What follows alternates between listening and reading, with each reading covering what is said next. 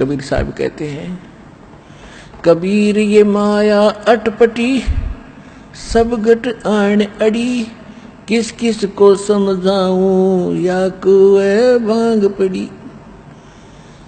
अब जैसे किसी ने कुएं में और 10-20 किलो भांग डाल दियो, उस कुएं के जल ने जो भी पीएगा, तो 1000 आदमी पीकर चल पड़ो वहां से, तो सबकी एक जैसी भाषा, एक जैसी चाल, एक जैसी सोच हो जाती है। नशे में आपने देखा हो कभी, शराब के ठेके से घुट्टी ला कर जब निकलते हैं तो 10 जने आ रहे हो लाइन में आगे पीछे, एक जैसी उनकी चाल होगी, ऐसे डगमगाते हुए, और ऐसे उनकी बोली होगी। उनको समझाने की चेष्टा करे तो चल चल अपना काम करें।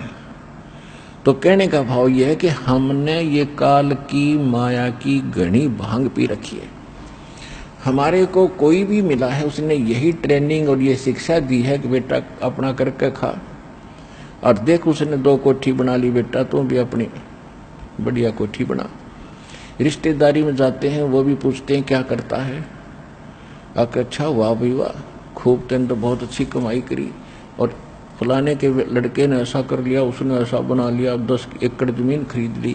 फिर हमारा वो इंजेक्शन ऐसा लगता, हम भी ने सोचा हम भी इतने बनावा। तो ये ट्रेनिंग देने वाले तो आम संसार में घने मिल जाएंगे। यहां परमात्मा कहते हैं, काया तेरी है नहीं, ये माया कहां से हो, चरण कमल में ध्यान रखो, इन दोनों को खो। खोना माने भूल जाए इनको, या काया भी तेरी नहीं, और ये अरबों खरबों रुपये भी जोड़ कर धर दिए रुपये, ये तेरे नहीं। जब तेरी बॉडी नहीं है तो भले आदमी या कोठी कैसे तेरी होगी। तो इतनी अकल हमारी मारी जा चुकी है अज्ञान के कारण कि हम वास्तविकता भूल कर नकली काम में जुट गए, दृढ़ हो गए, और उससे हटाकर रियल काम पर और वास्तविक कार्य पर लगाना अब परमात्मा के लिए कितना कठिन हो गया। लेकिन परमात्मा के लिए कठिन नहीं होता, वो चाहे तो एक पल में कर दें, लेकिन हम कैसे मानेंगे उनको, वो फार्मूला अपनाना पड़ता है, क्योंकि हम सब इच्छा से यहाँ आए हैं, और सब इच्छा से यहाँ से जाने की प्रेरणा होगी तभी हम वापस जा सकते हैं। वैसे नहीं जा सकेंगे। कमाई जो कर रहे हो ये आपके साथ रहेगी, आपको लाभ मिलेगा। मोक्ष निवा तो यहाँ भी आप स्वर्ग में भी जाओगे, देवता बन जाओगे, राजा बन जाओगे, अंत में फिर गधे भी बन जाओगे, ये भी याद रखना। तो यहाँ से निकलने के लिए आप जी ने यहाँ से मन हटाना पड़ेगा। ये लोग ठीक नहीं, चाहे हम लाख वर्ष जीवन भी प्राप्त किया तो भी मरे।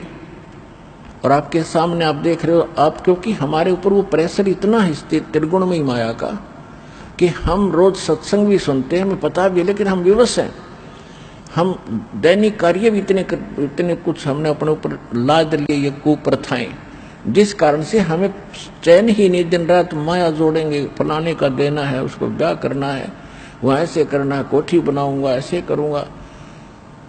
तो इस तरह के ये जो बेमतलब की बकवादियां हमने घनी शुरू कर दी, क्यों पहले हमने वो जमाना देखा है। हमारे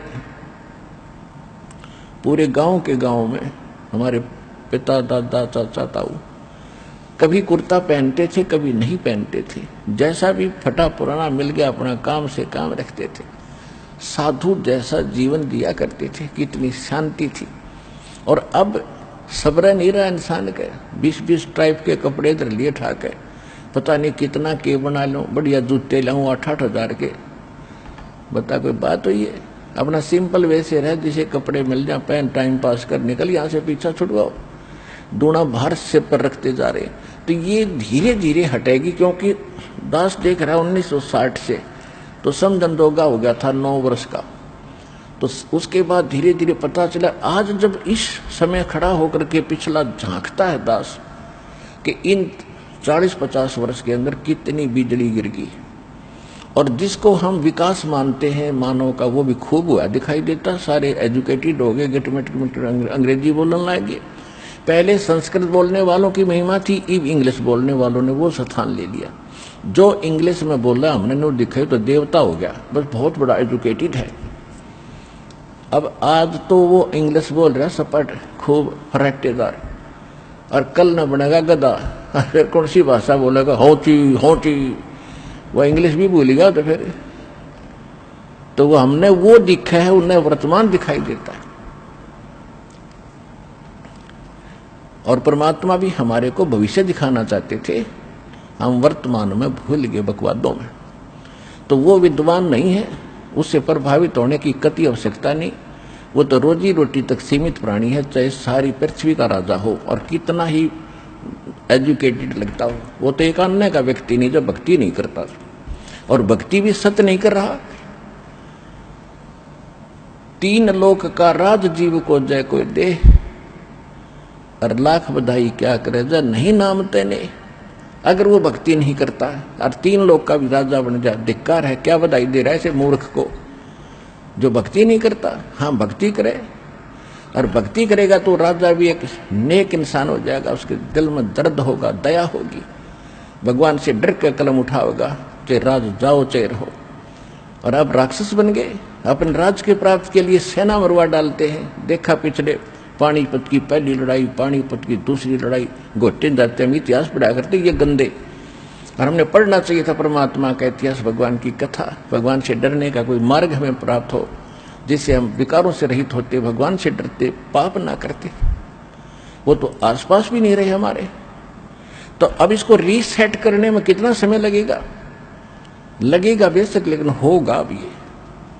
एजुकेटेड परमात्मा ने इसलिए बनाया आपको कि इन्हें बिगड़ लेने दे जितने बिगड़े, और कर लेने दे इन्हें जो ठाठ करना चाहते, और पा लेने दे इनको बड़े से बड़े ओहदे, IAS IPS, डॉक्टर, जज, प्रधानमंत्री।